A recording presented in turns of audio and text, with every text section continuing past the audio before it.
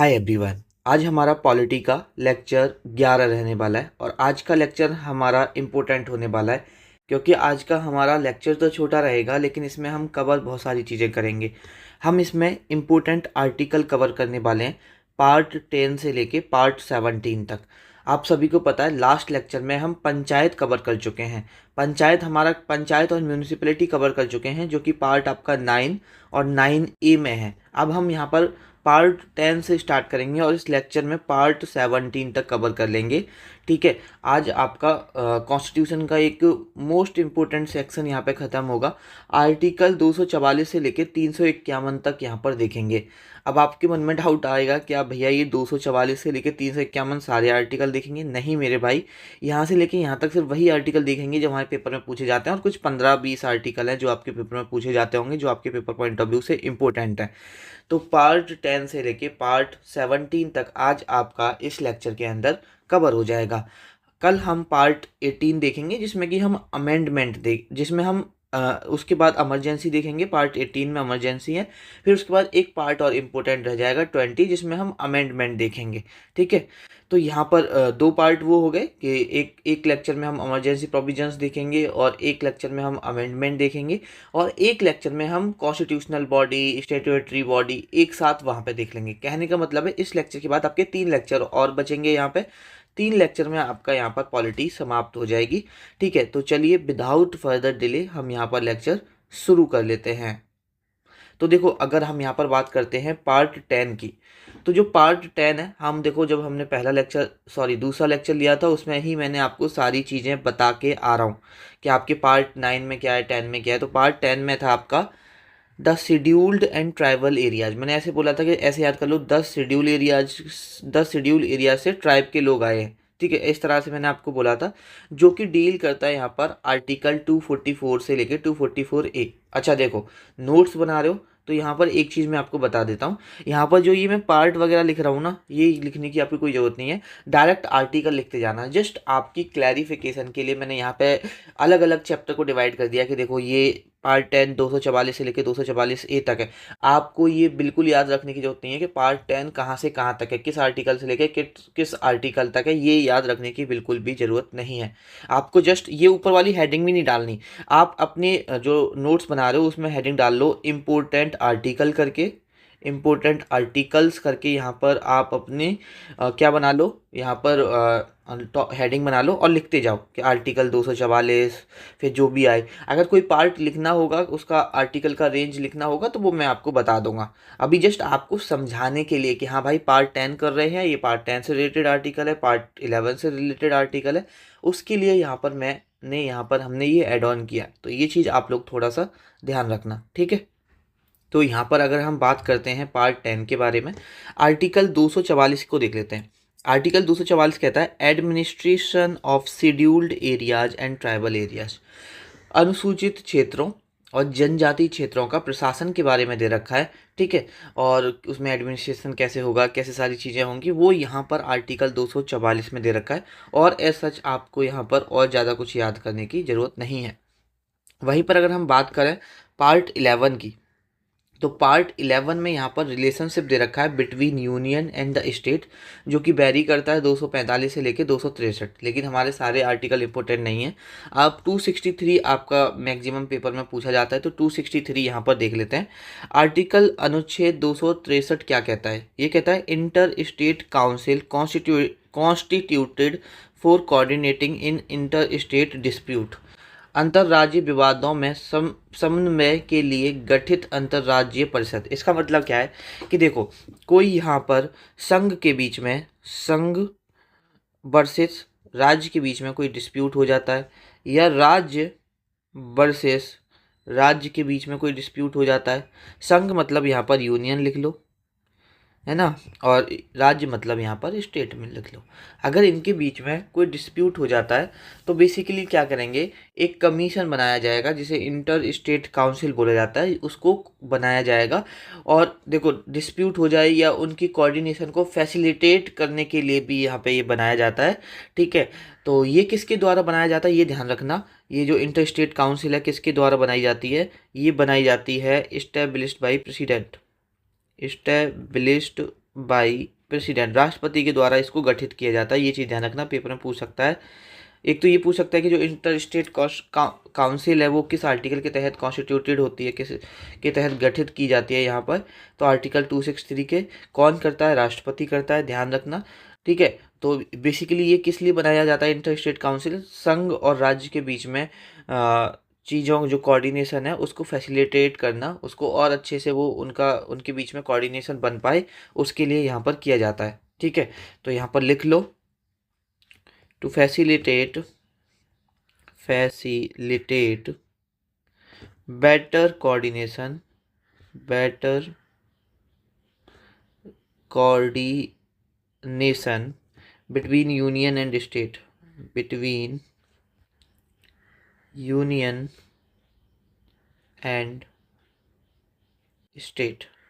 ठीक है, ये चीज़ आपको यहाँ पर पता होनी चाहिए। ठीक है, आगे देख लेते हैं आर्टिकल। इस पार्ट का जो पार्ट 11 है उसका सिर्फ ये इंपॉर्टेंट आर्टिकल है, और यहाँ पर हमें और आर्टिकल याद रखने की ज़रूरत नहीं है। उसके बाद हम बात करते हैं पार्ट 12 की। पार्ट 12 में थोड़ी हमारे इंपॉर्टेंट आर्टिकल हैं, इसमें हम पढ़ेंगे finance, property, contract and suits करके यहाँ पे दे रखा है। आर्टिकल 264 से लेकर 300A तक यहाँ पर वेरी करता है। अब यहाँ पर अगर हम देखते हैं आर्टिकल 266 क्या कहता है। आर्टिकल 266 कहता है consolidated funds and public accounts of India, Bharat की संचित निधियों और लोक लेखा। अब इसका मतलब क्या है भैया, देखो जो भारत का फंड होता है ना, जो गवर्नमेंट का फंड होता है, बेसिकली ये सारा गवर्नमेंट का फंड किस अकाउंट में आता है, कॉन्सोलिडेटेड फंड बोला जाता है। ठीक है, इसी में पब्लिक अकाउंट्स ऑफ इंडिया भी आता है। तो जो कॉन्सोलिडेटेड फंड होता है वो आपका यहाँ पर सारा पैसा इसी में आता है, आर्टिकल 266 के तहत ही यहाँ पर जमा किया जाता है। जितना भी जो गवर्नमेंट का रेवेन्यू आ रहा है उसे हम किस में रखेंगे, कॉन्सोलिडेटेड फंड में रखेंगे। ठीक है, कहने का मतलब है जितना भी आपका गवर्नमेंट का रेवेन्यू हो रहा है, चाहे वो डायरेक्ट इनडायरेक्ट टैक्स से हो रहा है, चाहे वो फीस से हो रहा है, ड्यूटी से हो रहा है, लोन से हो रहा है, डिसइन्वेस्टमेंट से हो रहा है। डिसइन्वेस्टमेंट चलो मैं इकोनॉमिक्स पढ़ाऊंगा उसमें पढ़ाऊंगा। ठीक है, तो जहाँ से भी जैसे सरकार टैक्स लगा देती है, ड्यूटीज़ लगा देती है, कहीं से लोन ले लिया या कुछ डिसइन्वेस्टमेंट कर दिया। डिसइन्वेस्टमेंट का मतलब अपनी प्रॉपर्टी किसी प्राइवेट इंसान को बेच दी तो बेसिकली पैसा आएगा। ठीक है, तो यहाँ पर ये सारी चीज़ें जो हो रही हैं, जो पैसा आ रहा है वो सारा कहाँ जा रहा है, कॉन्सोलिडेटेड फंड्स में जा रहा है। ये किस में दे रखा है, आर्टिकल 266 में दे रखा है। इसको हम क्या बोलते हैं, primary financial account of union government भी लिख सकते हो। कॉन्सोलिडेटेड फंड को primary financial account of union government.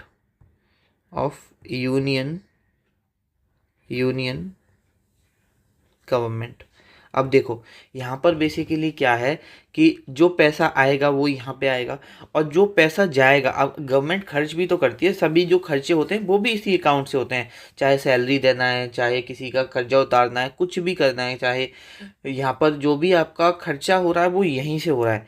अच्छा, इसमें जो पैसा खर्च किया जाएगा डिफरेंट स्कीम में, वो कहाँ से मंजूरी लेनी पड़ती है उस चीज़ की, तो ध्यान रखना इस चीज़ की। अगर यहाँ से पैसा आपको डिफरेंट स्कीम्स में लगाना है तो यहाँ से किसकी मंजूरी लेनी पड़ती है, पार्लियामेंट की। पार्लियामेंट का अप्रूवल जरूरी होता है, ये ध्यान रखना, पार्लियामेंट का अप्रूवल जरूरी होता है। ठीक है, इसमें हमें किससे यहाँ पर अप्रूवल लेना है, तो हमें पार्लियामेंट से यहाँ पर अप्रूवल लेना है। तो यहाँ पर तो हो गया हमारा कॉन्सोलिडेटेड फंड। ठीक है, भारत की संचय निधि। ठीक है, लेकिन यहाँ पर एक और फंड होता है जिसको बोलते हैं कॉन्टीजेंसी फंड। अब ये किसके लिए होता है, आकस्मिकता निधि। जैसे मैंने बताया कॉन्सोलिडेटेड फंड में क्या है, पार्लियामेंट मंजूरी देगी तभी उन पैसों को आप खर्च किया जा सकता है। अब सपोज देखो कोई दिक्कत हो जाती है, जहाँ पर कुछ इमरजेंसी लगी हुई है या कोई और रीजन है और वहाँ पर पैसा खर्च करना है, अर्जेंट है कि भाई कोई ऐसी चीज़ें हो गई कि अर्जेंट है आपको पैसा खर्च करना है, तो उसके लिए पार्लियामेंट का अप्रूवल लेने में तो टाइम लगता है ना। तो उसके लिए यहाँ पर आप कॉन्टीजेंसी फंड से, इमरजेंसी बेसिकली ये इमरजेंसी फंड बोल सकते हो इसे। ये क्या है, आपका एक इमरजेंसी वॉलेट है कि जब इमरजेंसी पड़ेगा तब यहाँ से आप पैसे को खर्च कर सकते हो। ठीक है। और यहाँ पर किसकी मंजूरी लेनी होगी, यहाँ पर प्रेसिडेंट की मंजूरी लेनी होगी और बाद में इसे पार्लियामेंट से ऑथराइज कराना पड़ेगा, लेकिन प्रेसिडेंट की मंजूरी पर यहाँ से आप पैसा खर्च कर सकते हो इमरजेंसी सिचुएशन में। वॉर हो गया, नेशनल क्लैमिटी आ गई कोई, जहाँ पर इतना टाइम नहीं है कि हम पार्लियामेंट की मंजूरी ले, तो उस केसेस में आपको किस फंड का यूज करती है गवर्नमेंट, कॉन्टीजेंसी फंड का यूज करती है। ये चीज़ आपको यहाँ पे पता होनी चाहिए। आगे देख लेते हैं। आगे अगर हम बात करते हैं आर्टिकल 279A जीएसटी काउंसिल के बारे में, जीएसटी परिषद के बारे में अगर हम बात करते हैं, देखो आप सभी को पता है हमारे कॉन्स्टिट्यूशन में पहले जीएसटी की बात नहीं की गई थी, बट 101 अमेंडमेंट करके ये हम करने वाले हैं। इससे सेकंड लेक्चर में, मतलब इससे आगे हम इमरजेंसी करेंगे एक लेक्चर में, उसके बाद हम संशोधन करेंगे, इसमें मैं सारे संशोधन आपको कराऊंगा। तो इसमें हम करने वाले हैं तो 101 जो अमेंडमेंट हुआ था, 101वां जो अमेंडमेंट हुआ था, ये हुआ था आपका 2016 में। ये कब हुआ था आपका, 2016 में हुआ था, ठीक है। इसमें बेसिकली क्या थी कि जो जीएसटी थी उसको ऐड किया गया था, एक जीएसटी काउंसिल बनाई गई थी और पूरे भारत में जीएसटी यहाँ पर लागू किया गया था। और बेसिकली जो ये जीएसटी काउंसिल बनी थी, ये एक्ट आने के बाद, जो ये आपका जीएसटी का एक्ट आया था, उसका अमेंडमेंट आया था, उसके विदिन 60 दिन आपको जीएसटी काउंसिल कौन बनाता है, ये चीज़ और ध्यान रखना, कौन अपॉइंट करता है, तो प्रेसिडेंट करता है। तो जो जब हमारी ये जीएसटी काउंसिल, जो ये बिल था, जो ये एक्ट था, एक्ट पास हुआ था, तो विदिन 60 डेज जीएसटी काउंसिल बनानी थी, किसको, यहाँ पर राष्ट्रपति को यहाँ पर अपॉइंट करने थे। अब यहाँ पर जो कभी पूछ ले कि जो जीएसटी काउंसिल होती है उसके मेंबर्स कौन होते हैं, उसके मेंबर्स यहाँ पर कौन कौन होते हैं, तो देखो एक जिसके चेयरमैन, ध्यान रखना है एटलीस्ट कि चेयरमैन कौन होते हैं जीएसटी काउंसिल के, तो जीएसटी काउंसिल के चेयरमैन वही होंगे जो आपके फाइनेंस कमीशन के हैं। अब मुझे आप कमेंट करके बता दो कि फाइनेंस कमीशन के चेयरमैन यहाँ पर कौन है, तो जो आपके फाइनेंस कमीशन के चेयरमैन है वही यहाँ पर जीएसटी काउंसिल के चेयरमैन होंगे, ये चीज़ ध्यान रखना। और यहाँ पर और भी मेंबर होते हैं, जैसे कि हर स्टेट एक अपना मिनिस्टर नॉमिनेट करके भेजती है, साथ में जो यूनियन मिनिस्टर्स होते हैं स्टेट के, जिन पर चार्ज होता है रेवेन्यू और फाइनेंस के, वो भी इसके मेंबर होते हैं, लेकिन इतना डेप्थ में पेपर में नहीं पूछेगा, बट ध्यान रखना जीएसटी काउंसिल के चेयरमैन कौन होते हैं, तो जीएसटी काउंसिल के चेयरमैन होते हैं फाइनेंस कमीशन। और इन सभी मेंबर्स को, जो जीएसटी काउंसिल के मेंबर्स होते हैं, इनको अपॉइंट कौन करता है, तो इनको अपॉइंट करता है राष्ट्रपति, ये चीज़ ध्यान रखना, ठीक है। आगे बात करते हैं आर्टिकल 280 के बारे में। 280 के बारे में काफ़ी इंपॉर्टेंट आर्टिकल है, बहुत बार मोस्ट इम्पोर्टेंट है, बहुत बार रिपीट पे पूछा जाता है एसएससी के द्वारा। तो इसमें कौन आता है, इसमें आपके फाइनेंस कमीशन आता है। और फाइनेंस कमीशन अभी मैं जब कॉन्स्टिट्यूशनल बॉडी पढ़ा रहा हूँ उसमें भी पढ़ा दूंगा। फाइनेंस कमीशन हमारा क्या है, एक कॉन्स्टिट्यूशनल बॉडी है, ठीक है। अच्छा चलो, जब बॉडी वाला पढ़ाऊंगा तभी बताऊंगा कि कॉन्स्टिट्यूशनल क्या होती है, स्टैट्यूटरी क्या होती है। अभी ध्यान रखो, देखो कॉन्स्टिट्यूशनल बॉडी बस इतनी होती है जिस बॉडी का जिक्र संविधान में किया गया है, जिस बॉडी का कोई आर्टिकल संविधान में, वो हमारी कॉन्स्टिट्यूशनल बॉडी है, बस इतना सा है, और कुछ नहीं समझना। और फाइनेंस कमीशन का मतलब पर वो क्या रहता है, मतलब क्यों बनाया गया फाइनेंस कमीशन, तो फाइनेंस कमीशन जो आपका टैक्स रेवेन्यू होता है ना, जो गवर्नमेंट टैक्स लगा रही होती है, अब स्टेट गवर्नमेंट भी लगाती है, सेंट्रल गवर्नमेंट भी लगाती है, तो कौन सी गवर्नमेंट कितना टैक्स लगाएगी, स्टेट कितना लगाएगी, यूनियन कितना लगाएगी, और वो टैक्स का डिस्ट्रीब्यूशन किस बेसिस पे होगा, कितने रेशियो, कितने अनुपात में होगा, वो यहाँ पर फाइनेंस कमीशन क्या है आपका डिसाइड कर रहा होता है। फाइनेंस कमीशन को भी यहाँ पर कौन अपॉइंट करता है, ध्यान रखना, फाइनेंस कमीशन को भी यहाँ पर अपॉइंट किया जाता है। Finance commission appointed, finance commission appoints, लिखो finance commission is appointed by president. ये चीज़ आप लोग यहाँ पे ध्यान रखना। 4-5 ईयर्स कहने का मतलब है, यहाँ पे फाइनेंस कमीशन है ना, वो 5 सालों के लिए यहाँ पर अपॉइंट किया जाता है प्रेसिडेंट के द्वारा, फिर 5 साल बाद फिर होगा, ठीक है। इसमें कौन कौन होते हैं फाइनेंस कमीशन में, कभी पूछ लेता है पेपर में अक्सर। एक तो आपका यहाँ पर चेयरमैन होगा, और यहाँ पर 4 अदर मेंबर होते हैं, 4 अदर मेंबर होते हैं। चलो चेयरमैन मैंने अभी पूछा, तो बताओ चेयरमैन कौन है। तो इसके चेयरमैन की अगर हम बात करते हैं, डॉक्टर अरविंद पानीगड़िया, पनगड़िया इनका नाम है, डॉक्टर अरविंद पनगड़िया इनका नाम है। ये चीज़ आप लोग यहाँ पे ध्यान रखना। ठीक है, आगे देखते हैं। आगे इस वाले पार्ट का हमारा last important article, article 300A, person not to be deprived of property save by authority of law, right to property. देखो बेसिकली क्या है, एक्सेप्ट बाई लिखो यहाँ पे, सेव बाई नहीं होना चाहिए, except by authority of law. यहाँ पर क्या है, आप सभी को पता है, आपका जो राइट टू प्रॉपर्टी था वो आर्टिकल 31 में था। और आर्टिकल 31 क्या था आपका, फंडामेंटल राइट्स था। हम बात कर चुके हैं, आर्टिकल 31 क्या था, फंडामेंटल राइट्स था। क्या दे रखा था यहाँ पर, राइट टू प्रॉपर्टी दे रखा था, राइट टू प्रॉपर्टी दे रखा था।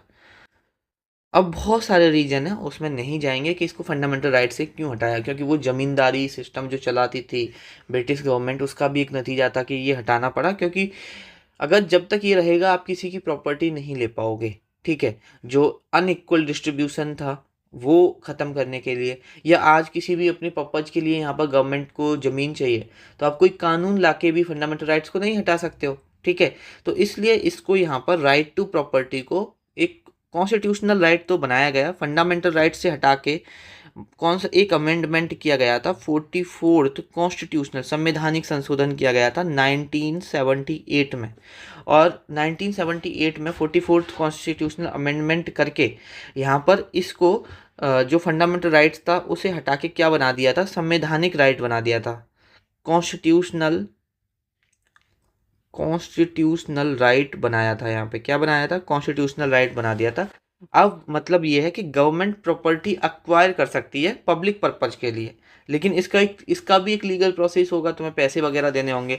अगर फंडामेंटल राइट होगा तो आप मना कर सकते हो, गवर्नमेंट को ज़रूरत है पब्लिक पर्पज के लिए, आप मना कर सकते हो। ठीक है, तो वो सारी चीज़ें यहाँ पर आपका आर्टिकल 31 को इसलिए फंडामेंटल राइट से हटा के कॉन्स्टिट्यूशनल राइट बनाया गया कि अगर कोई कानून द्वारा किसी की प्रॉपर्टी ली जाए तो ले सकते हैं। ठीक है, अब यहाँ पर जो आपका ये 44th अमेंडमेंट था, ये ध्यान रखना काफ़ी इंपॉर्टेंट है। पहले ये किस आर्टिकल में था, अभी 300A में है, ये भी ध्यान रखना, पेपर पॉइंट ऑफ व्यू से ये सारी चीज़ें बहुत इंपॉर्टेंट हैं। उसके बाद पार्ट 13 हमारा यहाँ पर इतना इम्पोर्टेंट नहीं है। पार्ट 14 देखते हैं, जो कि यहाँ पर डील करता है 308 से लेकर 323 आर्टिकल तक। और यहाँ पर हमारे 2 आर्टिकल हैं जो याद रख लो पेपर पॉइंट ऑफ व्यू से। एक तो 315 आर्टिकल है, जिसमें कि पब्लिक सर्विस कमीशन दे रखा है for the union and for the state. कहने का मतलब है, आप देखते हो ना, यूनियन के लिए तो आपका यूपीएससी हो गया, और स्टेट के लिए एसपीएससी हो गया, स्टेट पब्लिक सर्विस कमीशन हो गया। जैसे कि अलग अलग स्टेट में देखते हो, यूपीपीसीएस, एमपीपीसीएस। ठीक है, तो यहाँ पर अलग अलग हर स्टेट में भी आपका पेपर होता है। ठीक है, यूपीएससी होता है, मतलब यूनियन में तो यूपीएससी होता है, स्टेट में स्टेट पब्लिक सर्विस कमीशन खुद कराता है, जिसमें आप डिफरेंट पोस्ट पे जाते हो। ठीक है, तो जो पब्लिक सर्विस कमीशन है यूनियन के लिए और स्टेट के लिए, दोनों के लिए किस आर्टिकल में बात करता है, 315 में बात करता है। ये चीज़ आप लोग यहाँ पे ध्यान रखना। ठीक है, अगर हम यहाँ पर आगे बात करते हैं, एक आर्टिकल और याद रखना, आर्टिकल 316, इनका अपॉइंटमेंट और term of office of members के बारे में यहाँ पे बात कर रखी है। ठीक है, यहाँ पर अपॉइंटमेंट की बात करें, कभी पूछ ले कि जो यूपीएससी और एसपीएससी के मेंबर्स की जो अपॉइंटमेंट कराता है वो कौन कराते हैं यहाँ पर, तो यहाँ पर कराते हैं प्रेसिडेंट। ठीक है, किसके केस में, यूपीएससी के केस में, यूपीएससी के मेंबर्स की। और अगर हम बात करते हैं एसपीएससी के, स्टेट पब्लिक सर्विस कमीशन की, तो जिस भी स्टेट के मेंबर होंगे उस स्टेट के गवर्नर उनको यहाँ पर अपॉइंट करेंगे। ये चीज़ आप ध्यान रखना। अगर कभी टर्म पूछ ले आपसे कि इनका टर्म कितना होता है, तो टर्म 6 साल या 65 एज होती है। ये चीज़ आप लोग ध्यान रखना। अच्छा, कोई यूपीएससी का मेंबर अगर रिजाइन करना चाहता है तो किसको रिजाइन कर सकता है, अगर कोई रिजाइन कर सकता है तो ये किसको अपना रिजिग्नेशन लेटर लिख सकते हैं, तो ये प्रेसिडेंट को अपना रिजिग्नेशन लेटर लिख सकते हैं। ये चीज़ आप लोगों को यहाँ पे पता होनी चाहिए। अच्छा, एक और चीज़ ध्यान रखो, अगर रिजिग्नेशन से बात की है, आर्टिकल 317 के तहत यहाँ पर रिमूवल होता है यूपीएससी मेंबर्स का, रिमूवल हो कर सकते हैं मेंबर ऑफ यूपीएससी। यूपीएससी मत लिखो, पीएससी लिखो, क्योंकि यहाँ पे पब्लिक सर्विस कमीशन, क्योंकि यूपीएससी का भी कर सकते हैं, स्टेट पब्लिक सर्विस कमीशन के लोगों का भी कर सकते हैं, तो पब्लिक सर्विस कमीशन ध्यान रखना, ठीक है। तो पार्ट 300 मतलब पार्ट आपका आर्टिकल 316 हो गया, बस इतना ही इम्पोर्टेंट है। उसके बाद ये बहुत इंपॉर्टेंट है यहाँ पर पार्ट 15, जिसमें इलेक्शन के बारे में ध्यान है, इलेक्शन के बारे में पता होना चाहिए। और यहाँ पर ध्यान रखना कि आर्टिकल 324 से लेकर 329 ए तक यहाँ पर जाता है, ठीक है। तो यहाँ पर अगर हम बात करते हैं आर्टिकल 324 के बारे में, तो आर्टिकल 324 क्या कहता है? तो आर्टिकल 324 कहता है इलेक्शन कमीशन होना चाहिए, ठीक है। हमारा there shall be a election commission, ठीक है। तो हमारा क्या होना चाहिए? एक इलेक्शन कमीशन होना चाहिए, सबसे पहले तो ये चीज़ ध्यान रखना। और यहाँ पर जो आपका इलेक्शन कमीशन होगा वो रेस्पॉन्सिबल होगा कि जो आपका इलेक्शन है वो फेयर एंड फ्री मैनर में हो पाए। और ये भी एक इंडिपेंडेंट कॉन्स्टिट्यूशनल बॉडी है, वो सारी चीज़ें हम बाद में डिस्कस कर लेंगे, ठीक है। जो हम बॉडी वाला कॉन्स्टिट्यूशनल बॉडी वाला एक अलग से लास्ट लेक्चर होगा हमारा। अच्छा, कभी आपसे ये पूछ ले कि इंडियन इलेक्शन कमीशन कब सेटअप हुआ था? तो 25 जनवरी 1950 को इसको सेटअप किया गया था, ठीक है। उसके बाद अगर हम बात करते हैं यहाँ पर आर्टिकल 325 के बारे में, तो आर्टिकल 325 कहता है no person to be ineligible for inclusion in और to claim to be included in a special electoral roll on ground of religion, race, caste और सेक्स, धर्म, मूल वंश, जाति या लिंग के आधार पर किसी व्यक्ति के नाम का विशेष निर्वाचक नामावली में सम्मिलित किए जाने के लिए या उसके नाम में सम्मिलित किए जाने का दावा करने के लिए अयोग्य नहीं होना। कहने का मतलब है आर्टिकल 325 दो चीज़ की बात करता है। पहली बात तो किसी भी इंसान को आप उसके धर्म, रेस, कास्ट, सेक्स के बेसिस पे कोई एक अलग से राइट नहीं दे सकते हो, अलग से उसका एक इलेक्टोरल कॉलेज नहीं बना सकते हो। ऐसा नहीं बोल सकते कि भैया अगर ये वोट करेगा इसके एक वोट की वैल्यू तीन वोट होगी, आपका एक वोट रहेगा और इसके एक वोट की वैल्यू 3 वोट होगी। भैया आप किसी भी कास्ट से बिलोंग करते हो, किसी भी धर्म से बिलोंग करते हो, किसी भी रेस से बिलोंग करते हो, किसी भी सेक्स से बिलोंग करते हो, आपके जो वोट की वैल्यू है वो एक ही रहेगी और आपकी कोई एक स्पेशल वोटिंग लिस्ट नहीं बनाई जाएगी, ठीक है। ये कौन डील करता है? आर्टिकल 325 डील करता है, ये चीज़ ध्यान रखना, ठीक है। साथ ही इसके बेसिस पे आपको जो आपका इलेक्शन है उसमें पार्टिसिपेट ना किए जाने से भी आपको ऐसा नहीं है कि पार्टिसिपेट ना किया जाए on the basis of religion, race, caste, sex. तो ये सारी चीज़ें किस में दी हुई हैं? आर्टिकल 325 में दी हुई हैं, ठीक है। ये चीज़ आप लोग यहाँ पे ध्यान रखना, ठीक है। आगे बात करते हैं आर्टिकल 326 किसके बारे में बात करता है? तो आर्टिकल 326 बात करता है एडल्ट सफरेज के बारे में, वयस्क मत अधिकार के बारे में। अब आप बोलोगे कि भैया ये क्या है? तो देखो, चाहे आपकी लोकसभा है, ठीक है, चाहे आपकी स्टेट लेजिस्लेटिव असेंबली है, स्टेट लेजिस्लेटिव असेंबली है, चाहे आपकी लोकसभा, चाहे आपकी स्टेट लेजिस्लेटिव असेंबली है, इसमें जो एज होनी चाहिए आपकी वोटिंग की वो कितनी होनी चाहिए? 18 साल है, 18 ईयर्स है। मतलब मिनिमम 18 साल होनी चाहिए, मैक्सिमम तो आपकी कितनी भी एज है आप वोट कर सकते हो। कहने का मतलब है किसी को भी जो 18 साल का है या 18 साल से ज़्यादा का है उसको वोट करने का अधिकार है, ठीक है। आप ऐसा नहीं कर सकते कि कोई कानून ले आए और बोल दिया कि कुछ वर्ग के लोगों को डिस्क्वालीफाई कर दिया कि भाई ये लोग यहाँ पर वोट नहीं कर सकते हैं। हाँ, कानून लाकर आप एज में कम बढ़ती कर सकते हो, कल को बोल दो कि 16 साल का बच्चा भी दे सकता है, यहाँ पर वोट कर सकता है, लेकिन आप ऐसे किसी को डिस्क्वालीफाई नहीं कर सकते हो। इस बेसिस पे बोल दिया गया कि ये किसी इंसान को भी नहीं कर सकते, पर्टिकुलर इंसान को भी नहीं कर सकते, ग्रुप तो छोड़ो, ये बोल के भी किसी को डिस्क्वालीफाई नहीं कर सकते भाई ये तो पागल है, ये कैसे वोट करेगा, या ये तो क्रिमिनल कन्विक्शन में आ रहा है, या ये तो करप्ट एक्टिविटीज़ में इन्वॉल्व था। इन सभी बेसिस पे आप किसी को यहाँ पर वोट के अधिकार से उसका वोटिंग अधिकार नहीं छीन सकते हो। कोई कानून बना के भी नहीं छीना जा सकता, कोई कानून बना के भी यहाँ पर डिस्क्वालीफाई नहीं किया जा सकता। हाँ, यहाँ पर आप एज को कम बढ़ती कर सकते हो, जैसे कि यहाँ पर 1988 में की भी गई थी। अगर मैं 1988 की बात करता हूँ तो 1988 में क्या था, 1988 से पहले जो वोट करने का अधिकार था वो 21 साल या उससे प्लस वाले लोगों के लिए था। लेकिन आपका 1988 में एक आपका अमेंडमेंट किया गया था, 61st कॉन्स्टिट्यूशनल अमेंडमेंट, संवैधानिक संशोधन किया गया था। उसमें इस 21 साल की एज को रिड्यूस करके कितना कर दिया, 18 कर दिया। अच्छा, इस वक्त तक जो आपकी इलेक्शन कमीशन थी ना, वो सिंगल मेंबर बॉडी होता था। जो आपका इलेक्शन कमीशन ऑफ इंडिया था, जो आपका इलेक्शन कमीशन ऑफ इंडिया था, वो कैसा होता था, सिंगल मेंबर बॉडी होता था, सिंगल मेंबर बॉडी होता था।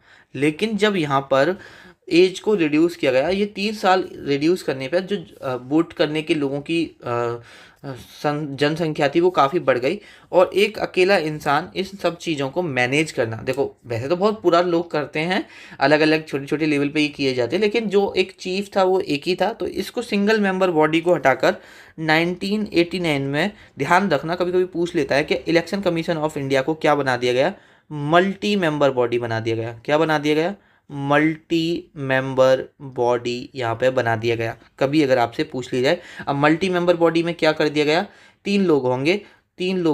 एक तो होगा चीफ इलेक्शन कमिश्नर। कौन होगा, चीफ इलेक्शन कमिश्नर होगा, और 2 यहाँ पर इलेक्शन कमिश्नर होंगे। 2 यहाँ पर क्या होंगे, इलेक्शन कमिश्नर होंगे, कभी ध्यान रखें।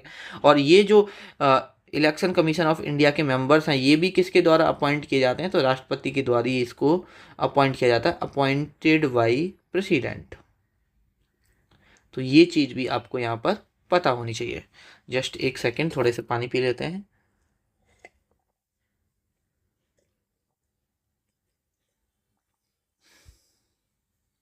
ठीक है, समझ में आया आपको, ठीक है। आगे बात करते हैं आर्टिकल 327 के बारे में कि आपका जो आर्टिकल 327 है वो यहाँ पे क्या कहता है। तो अगर हम यहाँ पर बात करते हैं आर्टिकल 327 के बारे में, power of parliament to make provisions with respect to election to legislature. अनुच्छेद 327 बात करता है विधानमंडल के निर्वाचन के संबंध में उपबंध करने की संसद की शक्ति। मतलब पावर ऑफ पार्लियामेंट, जो आपके इलेक्शन होते हैं लेजिस्लेचर के, विधानमंडल के जो यहाँ पर आपके इलेक्शन होते हैं, उसमें कुछ यहाँ पर प्रोविजंस हैं, जिन मतलब पार्लियामेंट प्रोविजंस बना सकता है किसके रेस्पेक्ट में, विधानमंडल के जो इलेक्शन होते हैं उसके रेस्पेक्ट में। तो विधानमंडल की भी बहुत सारी पावर पार्लियामेंट के हाथ में है, जैसे हम ऑलरेडी देखते भी आ रहे हैं, ठीक है, और ज़्यादा आपको याद नहीं रखना है।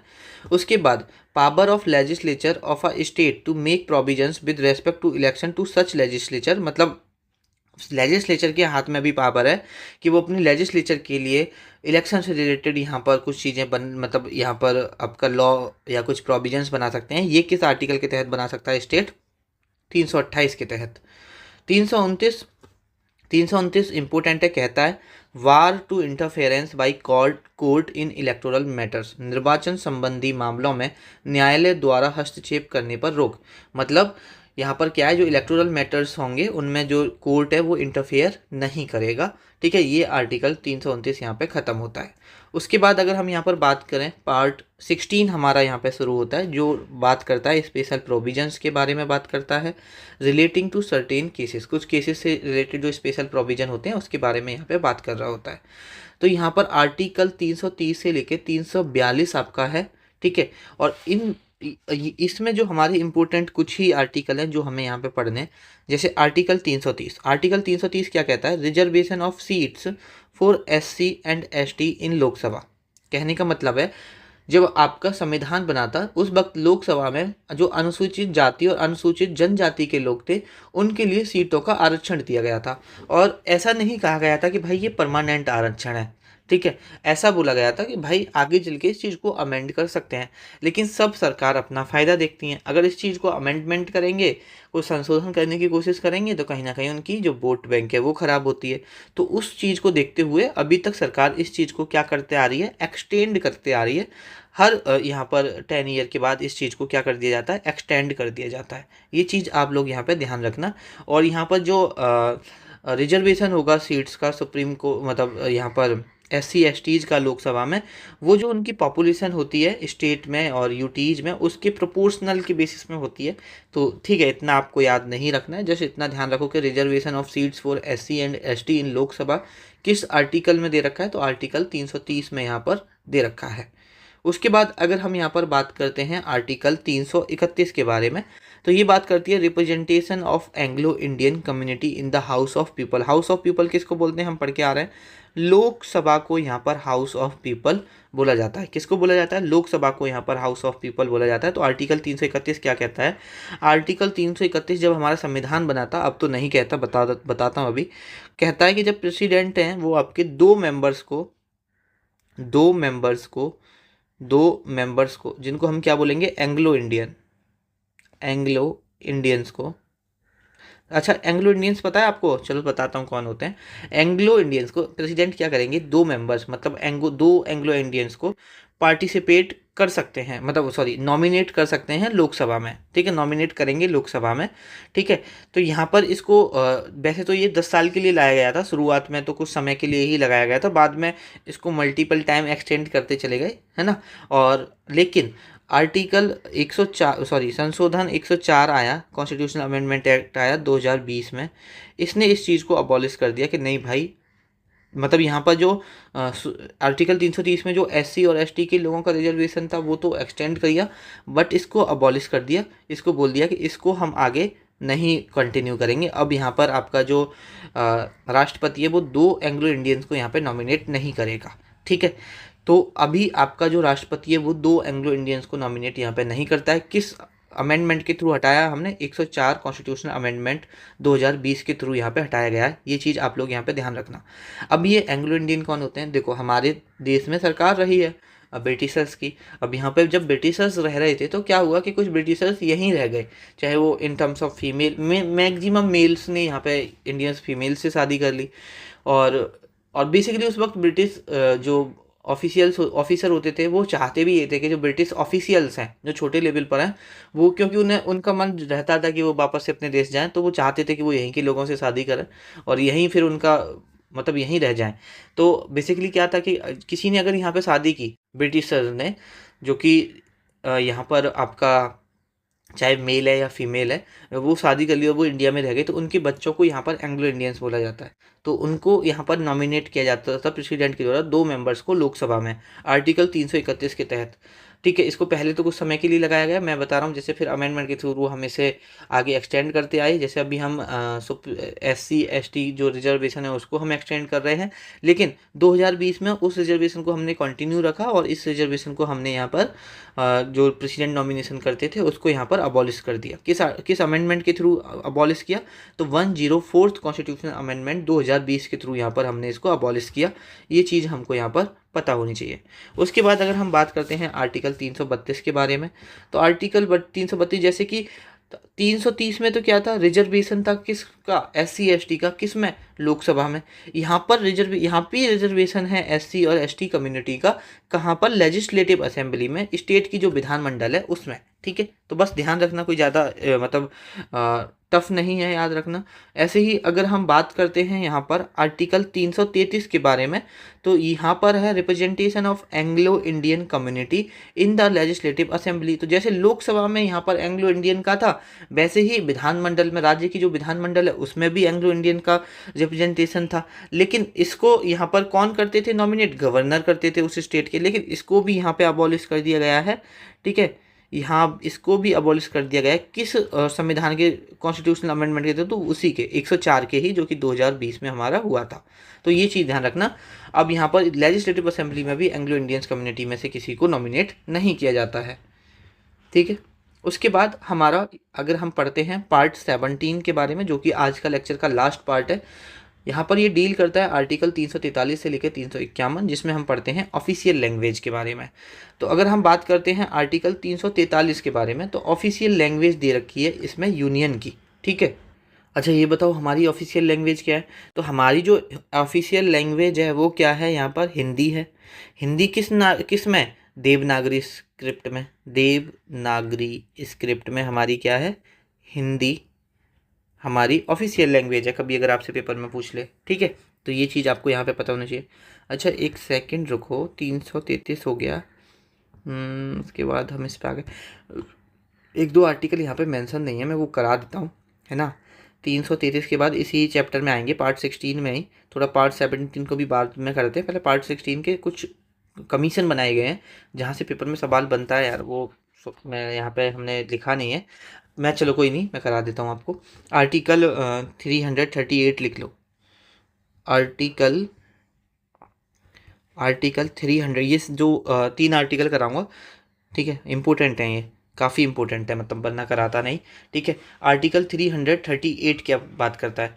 तो आर्टिकल 338 बात करता है कि भाई नेशनल कमीशन होना चाहिए, नेशनल कमीशन होना चाहिए, नेशनल कमीशन होना चाहिए। किसके लिए यहाँ पर आपका जो नेशनल कमीशन है, किसके लिए यहाँ पर होना चाहिए? For scheduled caste, scheduled caste. अब बेसिकली जो नेशनल कमीशन है जो कि शेड्यूल कास्ट के लिए होना चाहिए, बेसिकली ये जो कमीशन है, देखो उस वक्त जब हमारा देश आज़ाद हुआ था, उस वक्त जो शेड्यूल कास्ट के लोग थे उनको बेसिकली लोगों के द्वारा बहुत ज़्यादा नीचा समझा जाता था, बहुत ज़्यादा उनको प्रताड़न किया जाता था, ठीक है। मतलब उनको समाज में उतने अधिकार नहीं मिलते थे जितने एक अपर कास्ट के लोगों को मिलते थे। तो उनके अधिकारों के लिए, उनको अधिकार मिल सकें, उसके लिए यहाँ पर नेशनल कमीशन बनाया गया था अंडर द आर्टिकल 338, ठीक है। तो ये चीज़ ध्यान रखना। और यहाँ पर इस नेशनल कमीशन को हेड किया जाता है, एक तो इसके चेयरमैन होते हैं, एक तो इसके चेयरमैन होते हैं और 3 अदर मेंबर होते हैं। कभी अगर पेपर में पूछ ले, 3 अदर मेंबर होते हैं। जस्ट एक सेकंड रुकना। और उसके बाद अगर हम बात करते हैं यहाँ पर आर्टिकल आर्टिकल 338A, तो इसमें भी नेशनल कमीशन बनाया गया था, national commission, national commission for